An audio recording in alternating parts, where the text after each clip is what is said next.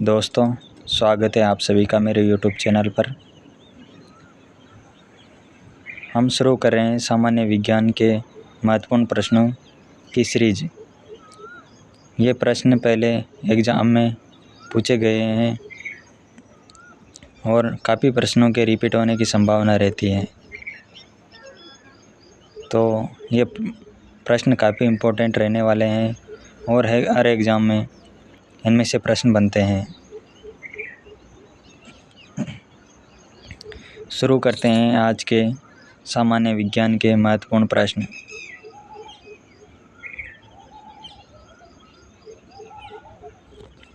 पहला प्रश्न है, पुष्प के भाग हैं बाह्य दल, जनन भाग, उपयुक्त सभी। तो हमारे प्रश्न का सही उत्तर होगा ऑप्शन 4, उपयुक्त सभी। पुष्प के भाग में बाह्य दल भी है, जनन भाग भी है। जनन भाग में पुंकेसर तथा जायांग आते हैं।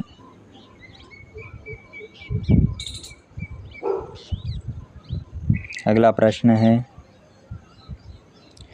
पुष्प में मादा जनन अंग है बाह्य दल, पुमंग, जायांग। हमारे प्रश्न का सही उत्तर है ऑप्शन 4, जायांग। पुष्प में मादा जनन अंग है जायांग।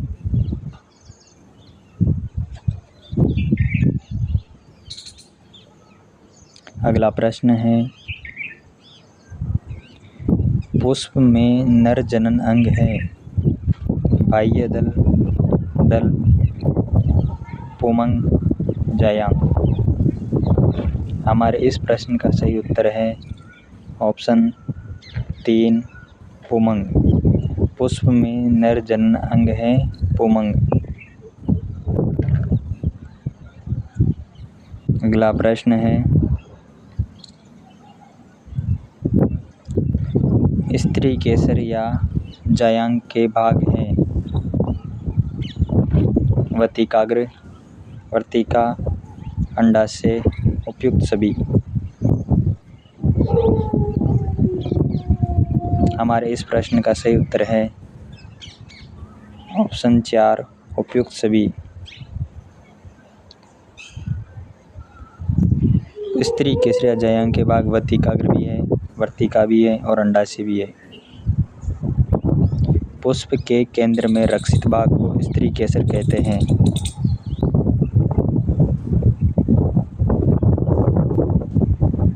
अगला प्रश्न है, बीज का विकास होता है वतिकाग्र, वर्तिका, अंडाशय, पुंकेसर। हमारे इस प्रश्न का सही उत्तर होगा ऑप्शन 3, अंडाशय। बीज का विकास अंडाशय में होता है। अंडाशय में छोटी छोटी गोल संरचनाएं बीजांड होती है। बीजांड से ही बीज का निर्माण होता है।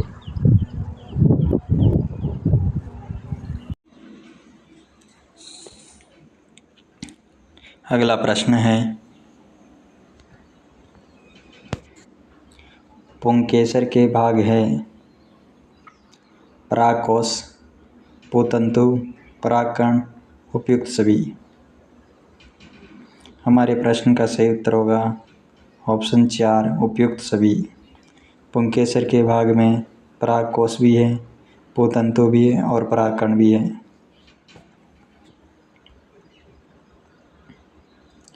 पुंकेसर पादप का नर जनन अंग है। पुंकेसर के परागकोश में परागकण का विकास होता है। परागकण पुष्प के नर युग्मक का कार्य करना है।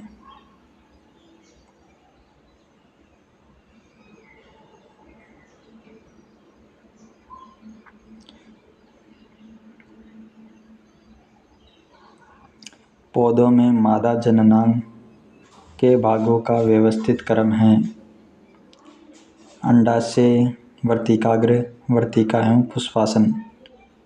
वर्तिका वर्तिकाग्र, अंडाशय एवं पुष्पासन। अंडाशय, वर्तिका, पुष्पासन एवं वर्तिकाग्र। वर्तिकाग्र, वर्तिका, अंडाशय, पुष्पासन। हमारे प्रश्न का सही उत्तर होगा ऑप्शन 4, वर्तिकाग्र, वर्तिका, अंडाशय एवं पुष्पासन।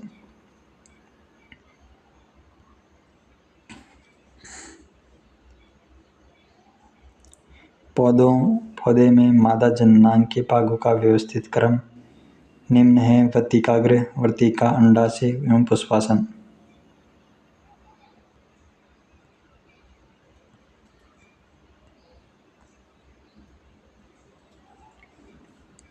अगला प्रश्न है, वह फूल जिसमें अंकुड़ी, पंखुड़ी, पुंकेसर एवं स्त्रीकेसर उपस्थित हैं कहलाता है। अपूर्ण फूल, पूर्ण फूल, अलिंगी फूल, एकलिंगी फूल। हमारे इस प्रश्न का सही उत्तर है ऑप्शन 2, पूर्ण फूल। अंकुड़ी, पंखुड़ी, पुंकेसर एवं स्त्रीकेसर पूर्ण फूल में उपस्थित होते हैं।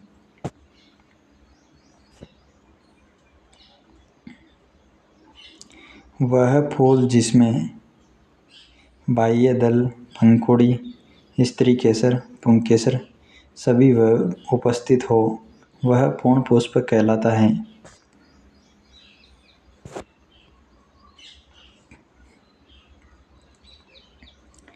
निम्न में से कौन सा एक बीजपत्री है?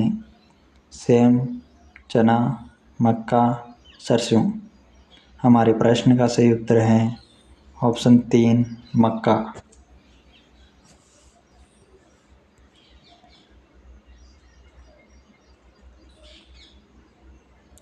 पुंकेसर पुमंग का भाग है जो पादप के नर जनन अंग कहलाते हैं। एक पुमंग में कम से कम या अधिक पुंकेसर हो सकते हैं। एकल पुंकेसर का आधारीय भाग पुंकेसर तंतु तथा शीर्ष भाग परागकोश में विभक्त किया जाता है। स्त्रीकेसर को अंडाशय, वर्तिका तथा वर्तिकाग्र में विभक्त किया जाता है। अंडाशय आधारीय भाग जबकि वर्तिकाग्र शीर्ष भाग है जिस पर परागकण क्रिया के दौरान परागकण आकर ठहरते हैं।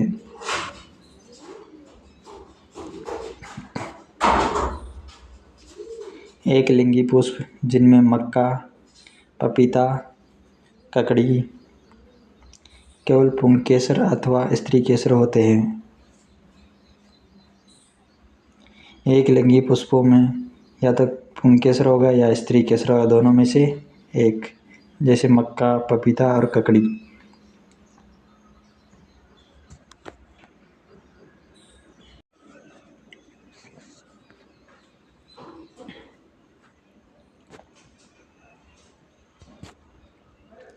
द्विलिंगी पुष्प जिनमें सरसों, गुलाब, पिटूनिया, पुंकेसर और स्त्रीकेसर दोनों होते हैं। द्विलिंगी पुष्पों में पुंकेसर व स्त्रीकेसर दोनों होते हैं। सरसों और गुलाब, पिटूनिया इसके उदाहरण हैं।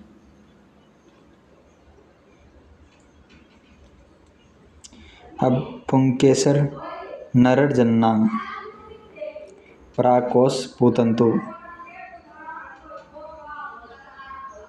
पुंकेसर नर जननांग के भाग हैं परागकोश पूतंतु। स्त्रीकेसर मादा जननांग। वर्तिकाग्र, वर्तिका, बीजांड, अंडाशय। एकलिंगी पुष्प जिनमें मक्का, पपीता, ककड़ी केवल पुंकेसर अथवा स्त्रीकेसर।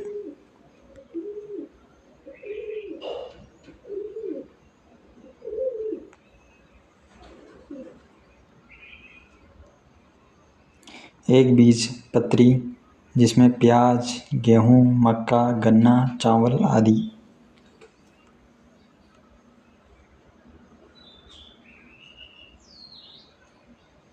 अगला प्रश्न है, पौधों में यदा का मुख्य कार्य है।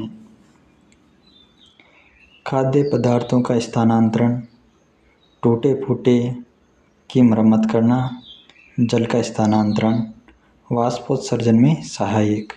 हमारे प्रश्न का सही उत्तर होगा ऑप्शन 1, खाद्य पदार्थों का स्थानांतरण पौधों में यदा का मुख्य कार्य है।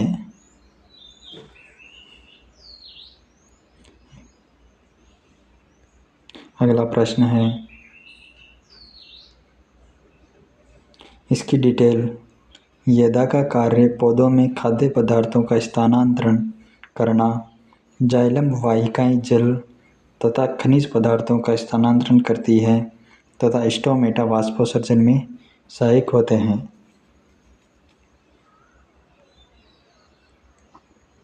अगला प्रश्न है, एक ऐसे पौधे को जिसमें बीजाणु बनते हैं, स्वयं उत्तक है परंतु पुष्प व बीज नहीं, किस समूह में वर्णित करेंगे? शैवाल, ब्रायोफाइटा, टेरिडोफाइटा, जिम्नोस्पर्म। हमारे इस प्रश्न का सही उत्तर होगा ऑप्शन 3, टेरिडोफाइटा। टेरिडोफाइटा जिसमें बीजाणु भी बनते हैं, स्वयंउत्तक भी होते हैं परंतु पुष्प व बीज नहीं होते।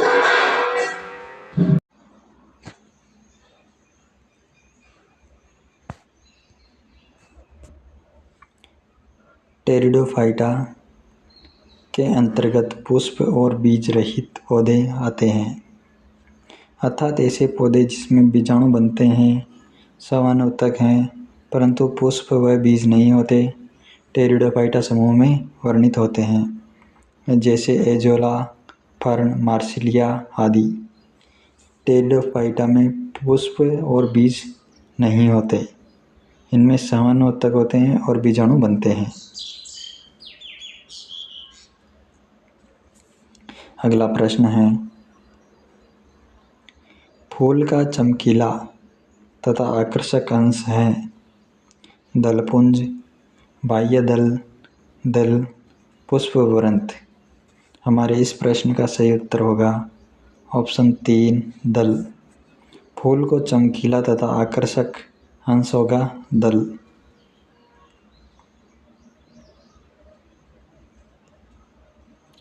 दल फूल का सबसे चमकीला व आकर्षक अंश होता है।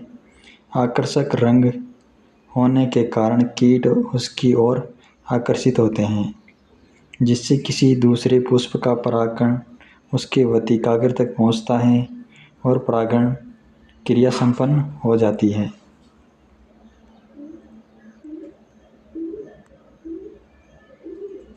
अगला प्रश्न है,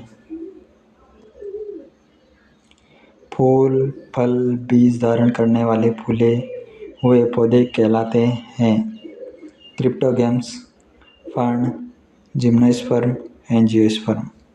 हमारे इस प्रश्न का सही उत्तर होगा ऑप्शन 3, जिम्नोस्पर्म। फूल, फल, बीज धारण करने वाले पौधे कहलाते हैं जिम्नोस्पर्म।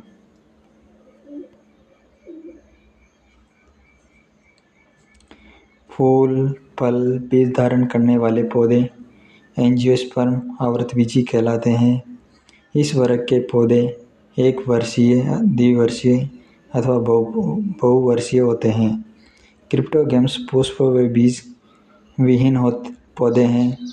पर्ण फूल, फल व बीज विहीन पादप हैं, जबकि जिम्नोस्पर्म में नग्न बीज पाए जाते हैं, यद्यपि उनमें फल व फूल अनुपस्थित होता है।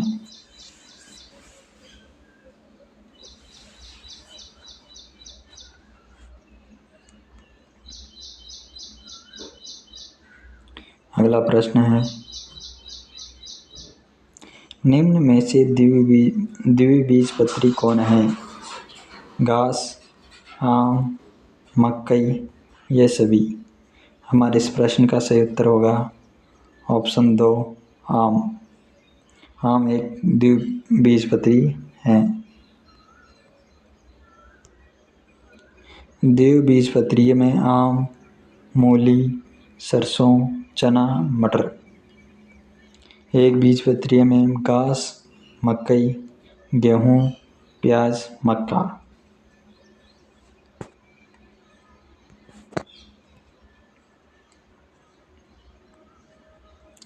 अगला प्रश्न है, नीचे दिए गए कौन से पद किसी पुष्प के मादा को संगठित करते हैं? वतिकाग्र, अंडाशय, पुंकेसर। अगला, वतिकाग्र, अंडाशय, वर्तिका, पुंकेसर, अंडाशय, वर्तिका, पुंकेसर, पंखुड़ियाँ और बाह्यदल। हमारे इस प्रश्न का सही उत्तर होगा ऑप्शन 2, वतिकाग्र, अंडाशय एवं वर्तिका।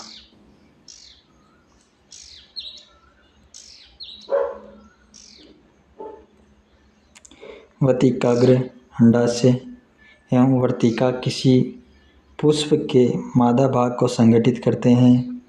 ये पौधे के जयांग में पाए जाते हैं।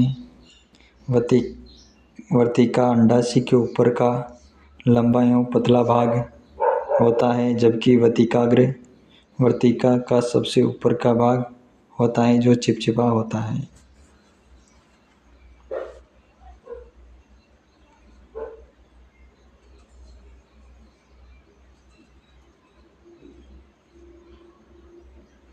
वर्तिका अंडाशय के ऊपर का लंबा एवं पतला भाग होता है, जबकि वतिकाग्र वर्तिका का सबसे ऊपर का भाग होता है जो चिपचिपा होता है। अगला प्रश्न है, मूल गोप नहीं पाया जाता। ऑप्शन है जलीय पौधों, जलोद्भिद में, समोद्भिद मीजोफाइट में, लवण मृदोद्भिद एलोफाइट में, मरुस्थलीय पौधे मरुद्भिद में।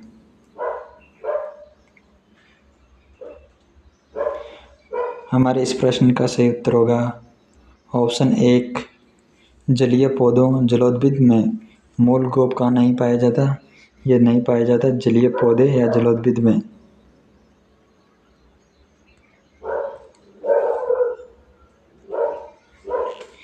जो पौधे बहुत अधिक जल वाले स्थानों पर पाए जाते हैं, जलोद्भिद पौधे हाइड्रोफाइट कहलाते हैं।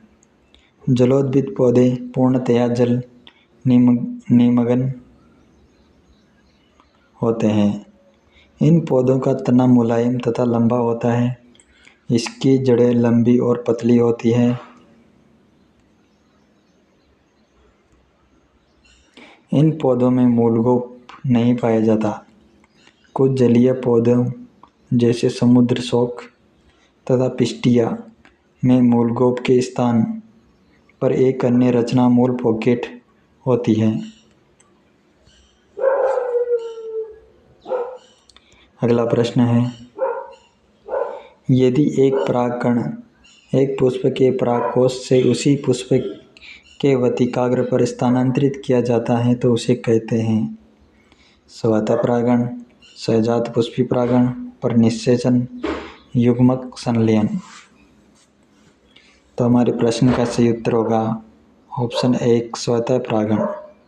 एक परागण एक पुष्प के परागकोश से उसी पुष्प पर वतिकाग्र पर स्थानांतरित होता है तो वह स्वतः परागण कहलाता है।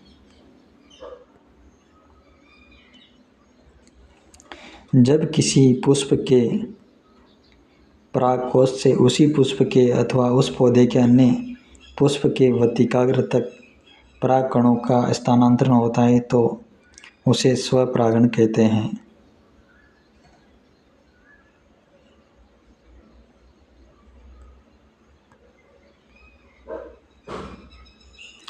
अगला प्रश्न है,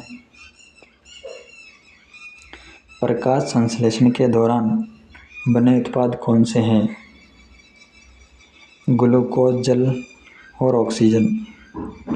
ग्लूकोज और ऑक्सीजन, स्टार्च, जल और ऑक्सीजन। स्टार्च, जल और ऑक्सीजन। हमारे प्रश्न का सही उत्तर है ऑप्शन 1, ग्लूकोज, जल और ऑक्सीजन।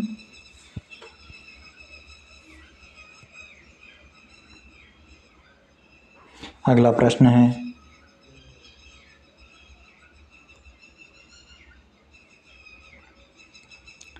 पौधों में वे कार्बोहाइड्रेट जिन्हें तुरंत उपयोग नहीं किया जाता, उन्हें निम्नलिखित में से किस रूप में संग्रहित किया जाता है? वसा मुक्त अम्ल, अमीनो अम्ल, स्टार्च, वसा। हमारे प्रश्न का सही उत्तर है स्टार्च। वे कार्बोहाइड्रेट जिन्हें तुरंत उपयोग नहीं किया जाता, उन्हें स्टार्च के रूप में संग्रहित किया जाता है। अगला प्रश्न है, वह प्रक्रिया जिससे हरे पौधे सूर्य के प्रकाश और क्लोरोफिल की उपस्थिति में कार्बन डाइऑक्साइड और पानी से अपना भोजन बनाते हैं, उन्हें कहा जाता है? अवायवीय श्वसन, वाष्पोत्सर्जन, प्रकाश संश्लेषण, श्वसन। हमारे इस प्रश्न का सही उत्तर है ऑप्शन 3, प्रकाश संश्लेषण।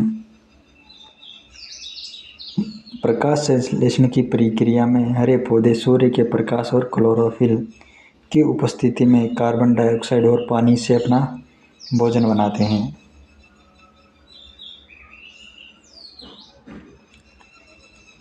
अगला प्रश्न है, पौधों में हार्मोन के संचार के कारण वे प्रकाश की ओर झुक जाते हैं। एबीसी अम्ल, गिबेलिन, साइटोकाइनिन और ऑक्सिन। हमारे प्रश्न का सही उत्तर होगा ऑप्शन 4, ऑक्सिन।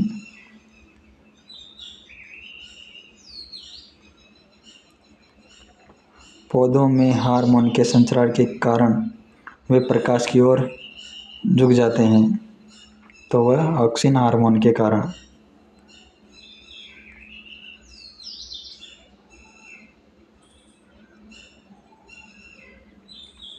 अगला प्रश्न है, निम्न में से कौन पूर्ण स्तंभ परजीवी है?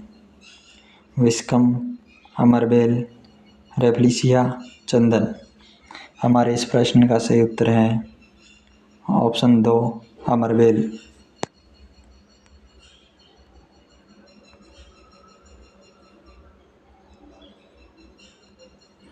अमरबेल एक पूर्ण स्तंभ परजीवी है।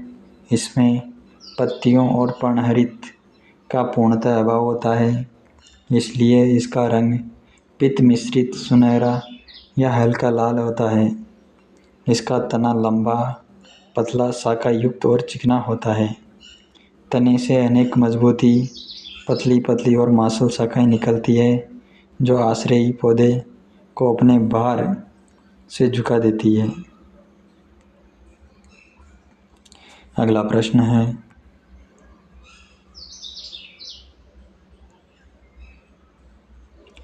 कीट बख्शी पौधे के द्वारा कीटों के भक्षण करने का प्रमुख कारण है? कार्बोहाइड्रेट प्राप्त करना, खनिज लवण प्राप्त करना, CO2 गैस प्राप्त करना और नाइट्रोजन प्राप्त करना। हमारे इस प्रश्न का सही उत्तर होगा ऑप्शन 4, नाइट्रोजन प्राप्त करना। कीट बख्शी पौधों के द्वारा कीटों के भक्षण करने का कारण है नाइट्रोजन प्राप्त करना।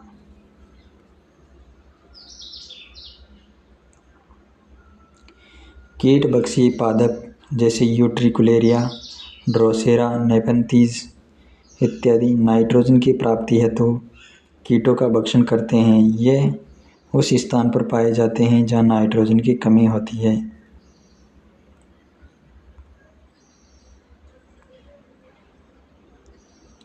अगला प्रश्न है, प्रकाश संश्लेषण में उपोत्पाद के रूप में मुक्त ऑक्सीजन का स्रोत है? कार्बन डाइऑक्साइड, जल, ग्लूकोज, क्लोरोफिल।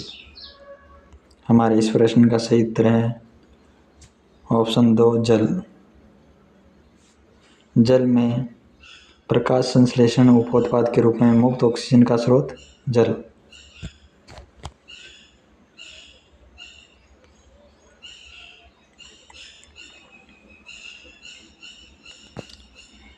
प्रकाश संश्लेषण में उपोत्पाद के रूप में मुक्त ऑक्सीजन का स्रोत जल है। प्रकाश आश्रित प्रावस्था में उत्तेजित इलेक्ट्रॉनों द्वारा जल के अणुओं का हाइड्रोजन प्लस H+ व हाइड्रोक्सिल OH- आयनों में अपघटन हो जाता है।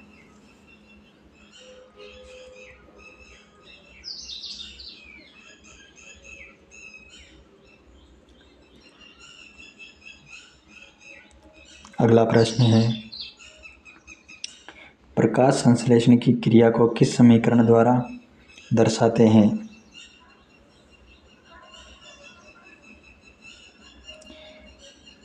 CO2 H2O CH2O + O2। अगली 6CO2 + 12H2O C6H12O6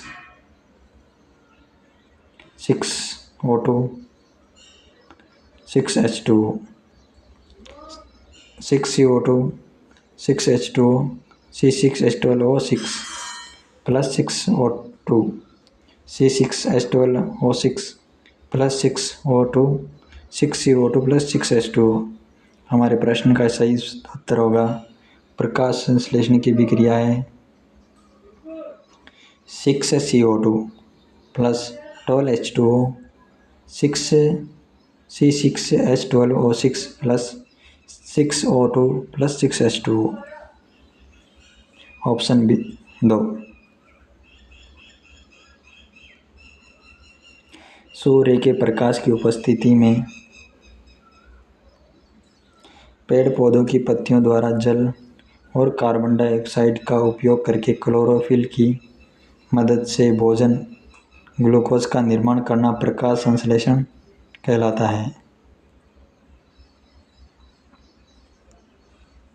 जिसमें 6CO2 + 12H2O सूर्य का प्रकाश और क्लोरोफिल C6H12O6 6O2 6H2O।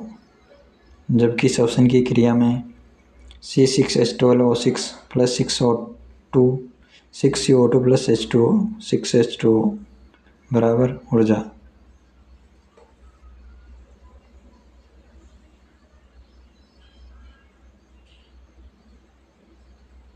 इस क्रिया में लास्ट में कार्बन डाइऑक्साइड और जल के अलावा ऊर्जा मुक्त होती है। श्वसन की क्रिया में ऊर्जा मुक्त होती है कार्बन डाइऑक्साइड और जल के अलावा। अगला प्रश्न है, नीचे दिए गए कथनों पर विचार कीजिए।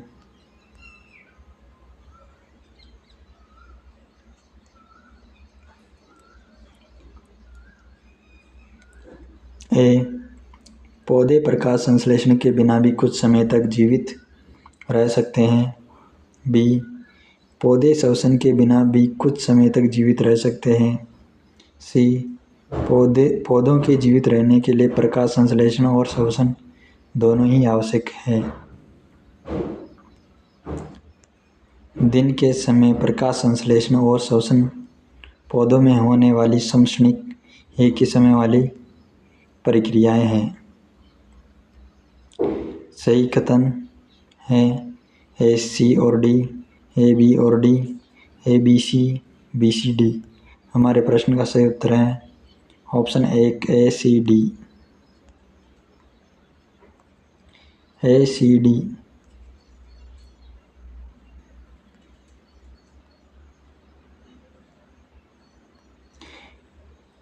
पौधे प्रकाश संश्लेषण के बिना कुछ समय तक जीवित रह सकते हैं। सी, पौधों के जीवित रहने के लिए प्रकाश संश्लेषण और श्वसन दोनों ही आवश्यक है। और डी, दिन के समय प्रकाश संश्लेषण और श्वसन दोनों पौधों में होने वाली समक्षणिक एक ही समय होने वाली प्रक्रियाएं हैं।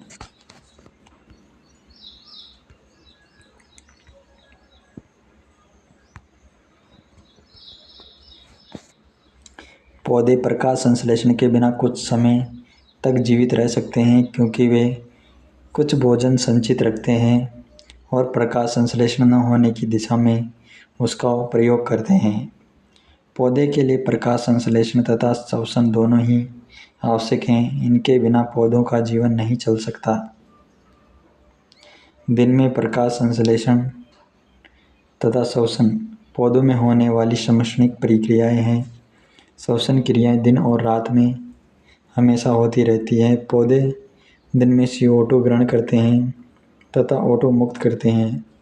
रात में CO2 मुक्त करते हैं एवं ऑक्सीजन ग्रहण करने लगते हैं।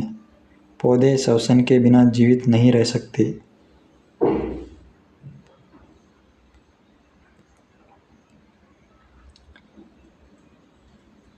अगला प्रश्न है, निम्नलिखित में से सही कथन चुनिए।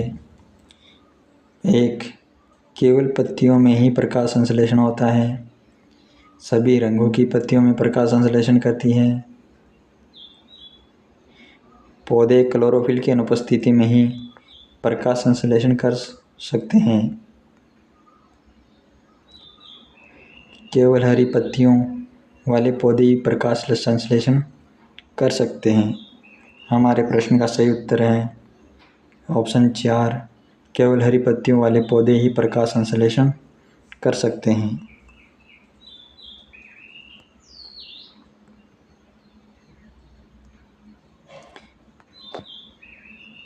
प्रकाश संश्लेषण की क्रिया केवल हरी पत्तियों वाले पौधों में होती हैं, जिसमें पौधे के हरे भाग और सौर ऊर्जा को ग्रहण कर वायुमंडल से ली गई कार्बन डाइऑक्साइड तथा भूमि से अवशोषित जल के द्वारा कार्बोहाइड्रेट का निर्माण करते हैं। इस प्रक्रिया में ऑक्सीजन एवं जल सहायक उत्पाद के रूप में निष्कासित होते हैं। पौधे में होने वाली यह क्रिया हरित लवक या पर्णहरित की उपस्थिति में संपन्न होती है।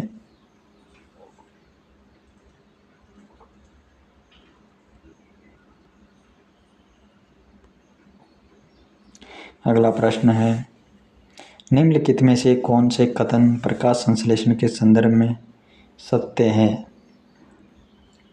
इस प्रक्रिया में सौर ऊर्जा रासायनिक ऊर्जा में परिवर्तित होती है। प्रकाश संश्लेषण में CO2 तथा H2O का उपयोग किया जाता है। प्रकाश संश्लेषण में CO2 मुक्त होती है तथा ऑक्सीजन उपभुक्त होती है। प्रकाश संश्लेषण में ऑक्सीजन मुक्त होती है, कार्बन मोनोऑक्साइड उपभुक्त होती है।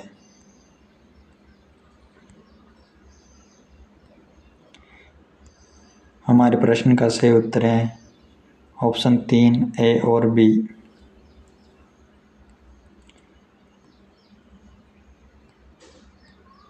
A और B। प्रकाश संश्लेषण के बारे में सत्य कथन का पता करना है तो इस बारे में एक कथन सही है। इस प्रक्रिया में सौर ऊर्जा रासायनिक ऊर्जा में परिवर्तित होती है। B भी सही है। प्रकाश संश्लेषण में CO2 तथा H2O का उपयोग किया जाता है। अगला प्रश्न, इसकी डिटेल देख लेते हैं इस प्रश्न की। प्रकाश संश्लेषण एक जैव रासायनिक क्रिया है। इस प्रक्रिया में सौर ऊर्जा रासायनिक ऊर्जा में परिवर्तित होती है। प्रकाश संश्लेषण में CO2 तथा H2O का उपयोग किया जाता है। प्रकाश संश्लेषण में हरे पौधे वायुमंडल में उपस्थित CO2 को ग्रहण करके ऑक्सीजन को छोड़ते हैं।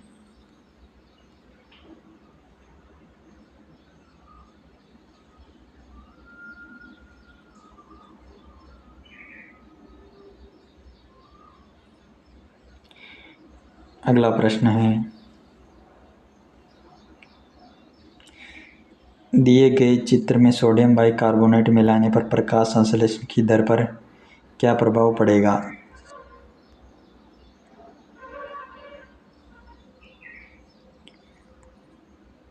बढ़ेगी, घटेगी, प्रकाश संश्लेषण नहीं होगा। हमारे प्रश्न का सही उत्तर है बढ़ेगी। सोडियम बाइकार्बोनेट मिलाने पर प्रकाश संश्लेषण की दर बढ़ेगी।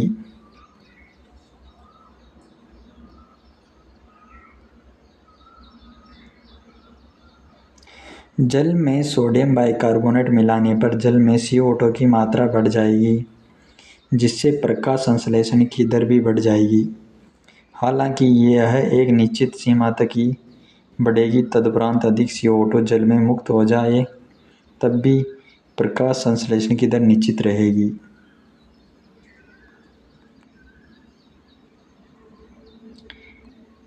अगला प्रश्न है,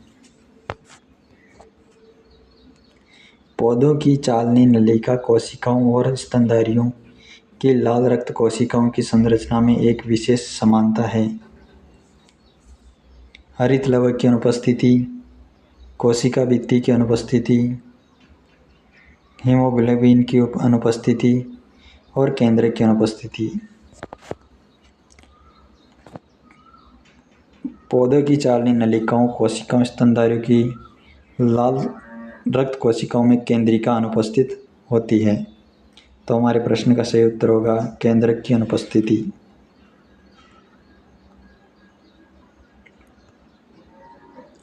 पौधों की चालनी नलिका कोशिकाओं तथा स्तनधारियों के लाल रक्त कोशिकाओं में केंद्रिका अनुपस्थित होती है।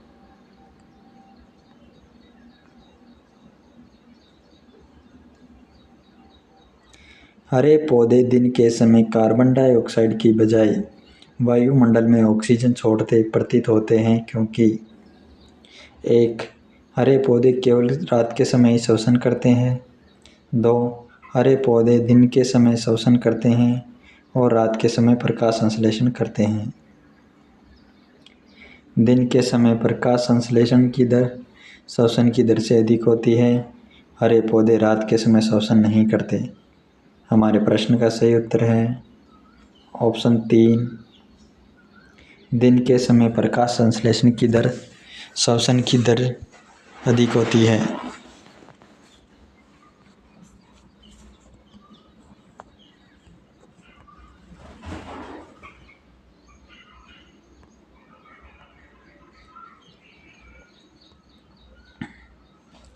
दिन के समय प्रकाश संश्लेषण की दर श्वसन की दर से अधिक होती है। दिन के समय प्रकाश संश्लेषण की दर श्वसन की दर से अधिक होती है, इसलिए हरे पौधे दिन के समय कार्बन डाइऑक्साइड की बजाय वायुमंडल में ऑक्सीजन छोड़ते प्रतीत होते हैं।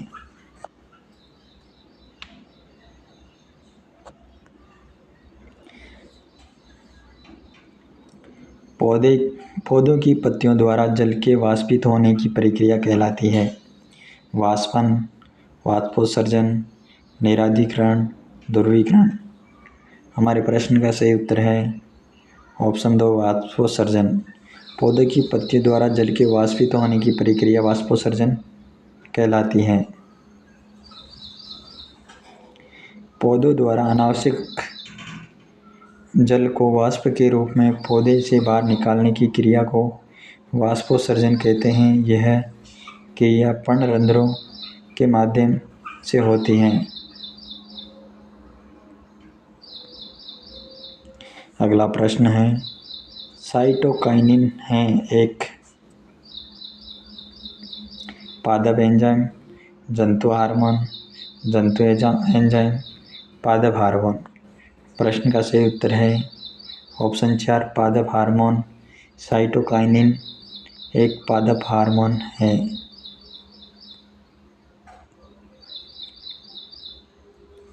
ऑक्सिन, जिबरेलिन, साइटोकाइनिन इत्यादि पादप वर्धी हार्मोन है।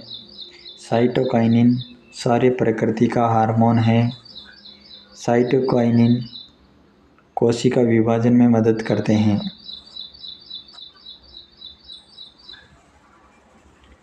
कौन सा कथन सत्य है?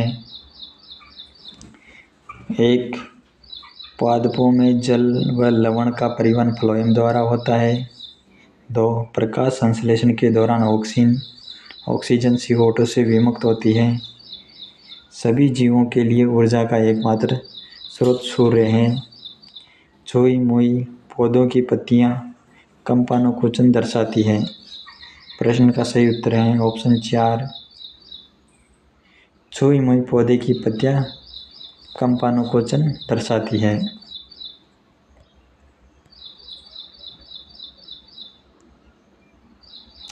पादपों में जल व लवण का परिवहन जाइलम द्वारा होता है। प्रकाश संश्लेषण के दौरान ऑक्सीजन गैस जल H2O से निर्मुक्त होती है। पृथ्वी पर ऊर्जा का एकमात्र स्रोत सूर्य है, किंतु सभी जीवों का नहीं। कुछ जीव अकार्बनिक तत्वों से ऊर्जा प्राप्त करते हैं। छुई मुई के पौधे में सिस्मोनास्टिक कंपानुकुचन गति पाई जाती है। यह छूने पर मुरझा जाती है।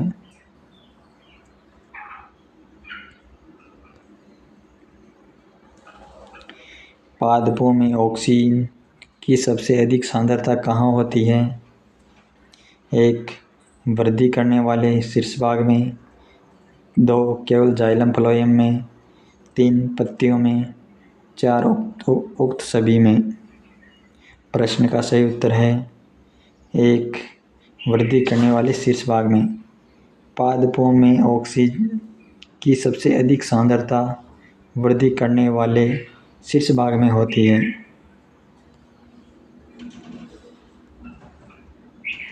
पादपों में ऑक्सीजन की सबसे अधिक सांद्रता उनके वृद्धि करने वाले शीर्ष भाग में पाई जाती है।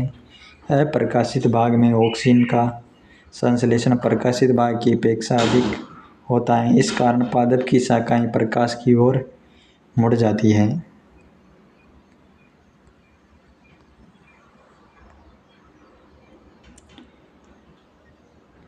पौधों में होने वाली घटनाओं का मिलान करें। जल अवशोषण, खनिज अवशोषण, जल परिवहन, खनिज परिवहन। जल अवशोषण होता है मूलरोम में और खनिज लवण होता है एपिब्लेमा। जल परिवहन होता है जाइलम में और खनिज परिवहन होता है फ्लोएम में। इस प्रकार 3, 4, 1, 2 हमारा सही उत्तर हो जाएगा 3, 4, 1, 2। ऑप्शन 2 3, 4, 1, 2।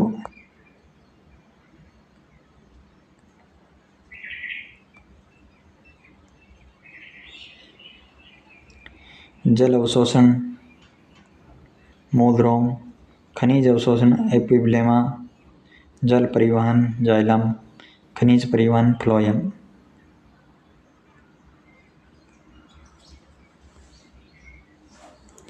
शैवाल और कवक के परस्पर सहयोग से बने सहजीवी पौधे हैं प्यूनेरिया, लाइकेन, मार्केसिया और रिक्सिया। शैवाल और कवक के परस्पर सहयोग से बने सहजीवी लाइकेन पौधे हैं।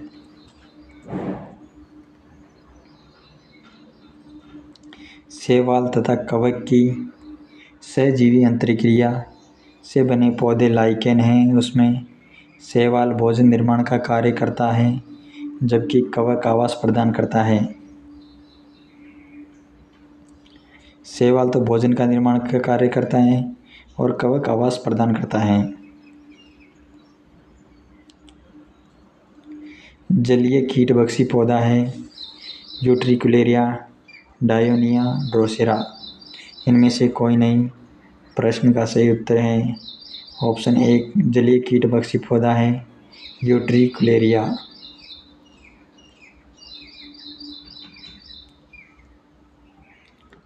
यूट्रिकुलेरिया जलीय कीटभक्षी पौधा है।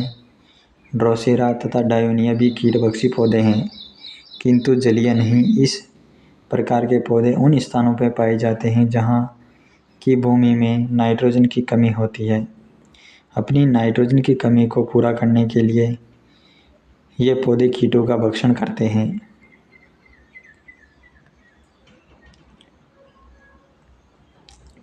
पौधे जो अपना खाद्य बना सकते हैं कहलाते हैं ऑटोट्रोफ, हेटेरोट्रोफ, सेप्रोफाइट, पैरासाइट।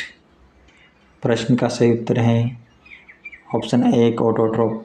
जो पौधे अपना भोजन खाद्य बना सकते हैं उन्हें ऑटोट्रोफ कहते हैं। पौधे सूर्य के प्रकाश में कार्बन डाइऑक्साइड लेकर अपना भोजन निर्माण करते हैं, अतः इन्हें स्वपोषी कहा जाता है। अन्य जीव अपने भोजन हेतु पौधों पर निर्भर करते हैं। निम्नलिखित में से कौन सा विकल्प स्वकोशियों के समूह को दर्शाता है?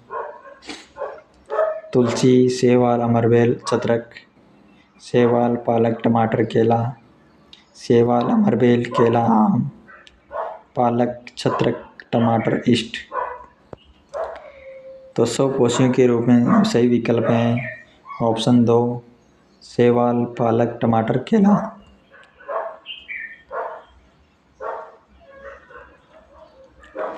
शैवाल, पालक, टमाटर, केला सभी स्वकोशी हैं। ये अपना भोजन स्वयं बनाते हैं।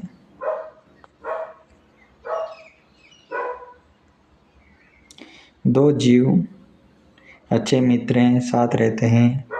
इनमें से एक आवास, जल तथा पोषक तत्व प्रदान करता है जबकि दूसरा भोजन बनाता है एवं प्रदान करता है। जीवों के इस प्रकार का संबंध को कहते हैं स्वपोषण, परजीविता, विषम पोषण, सहजीवन। हमारे इस प्रश्न का सही जवाब है ऑप्शन 4, सहजीवन। सहजीवन जिसमें एक जीव तो आवास, जल, पोषक प्रदान करता है जबकि दूसरा भोजन बनाता है एवं प्रदान करता है, तो ये क्रिया है सहजीवन।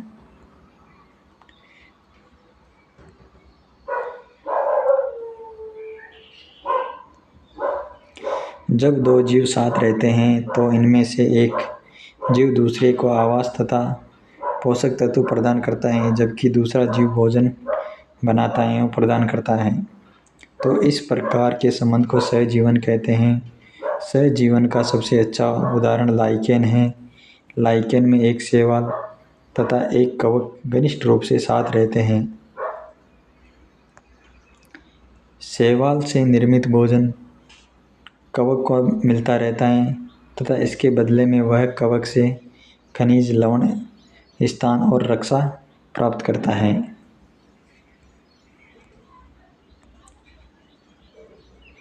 दोस्तों, ये थे आज के हमारे प्रश्न। अगर आपको अच्छे लगे हो तो वीडियो को लाइक करना और चैनल को सब्सक्राइब करना। मिलते हैं फिर नेक्स्ट वीडियो में इसी तरह के प्रश्नों के साथ।